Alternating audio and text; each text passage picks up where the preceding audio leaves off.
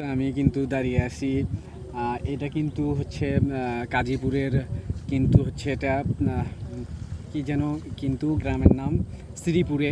এই শ্রীপুর চরে আমরা সেই প্রায় 2 ঘন্টা ধরে কিন্তু বসে আছি এখানে।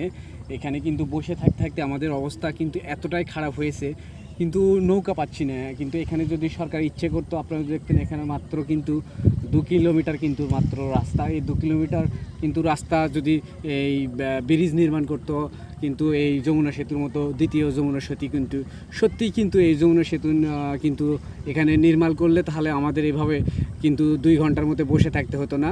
তা আমরা এই এলাকার লোকজনের কাছ থেকে কিন্তু দাবি জানাচ্ছি, কিন্তু এখানে একটা ব্রিজ নির্মাণ করা হোক, তাহলে আমরা কিন্তু সহজেই এই অঞ্চলে কিন্তু যাতায়াত করতে পারবো এবং অনেক কিছু কিন্তু সহজে নিয়ে আসতে পারবো। আমি কিন্তু মাননীয় সড়ক পরিবহন মন্ত্রীর কাছ কিন্তু আমি এই দাবিটাই কিন্তু করছি।